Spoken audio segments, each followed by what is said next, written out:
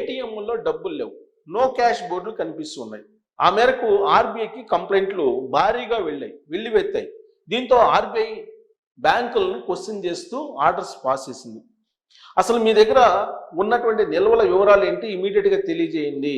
మీరు ఎందుకు ఏటీఎంల్లో అమౌంట్ని సరిపడా పెట్టలేకపోతున్నారు అనేది వివరణ ఇవ్వండి అని చెప్పి ఆయా బ్యాంకులకి నోటీసులు జారీ చేసింది ఆర్బీఐ. అంతేకాదు, కాన్ఫెడరేషన్ ఆఫ్ ఏటీఎం ఇండస్ట్రీ ఇది ఇండియన్ బ్యాంక్స్ అసోసియేషన్కి కంప్లైంట్ చేసింది. అంటే ఎంత తీవ్రంగా ఈ సమస్య ఉందో మీరు అర్థం చేసుకోవచ్చు. ప్రత్యేకించి టైర్ 2, టైర్ 3 పట్టణాల్లో ఈ సమస్య ఎదురవుతుంది. దీనికి గల కారణం ఏంటి అని అంటే, బ్యాంకర్స్ ఏం చెప్తూ ఉన్నారు, తమ దగ్గర ఉన్నటువంటి నగదులో కొంత చలామణిలోకి పంపించడానికి లేదు, మరికొంతేమో చిరిగిన నోట్ల రూపంలో ఉంది.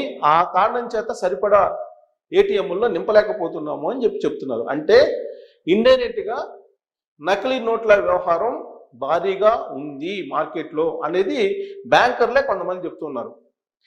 అలాగే చినిగిన నోట్లు, సరే చినిగిన నోట్ల కొరత ఎలాగో ఉంటుంది ఎప్పుడు కూడా, కానీ చలామణిలోకి పంపించలేనటువంటి నోట్లు ఎక్కువగా ఉన్నాయని చెప్పి చెప్తున్నాయి బ్యాంకులు. అందుకే కొన్ని ఏటీఎంల నిర్వహణని మేము ఆపేస్తున్నాము అని చెప్పి చెప్తున్నారు.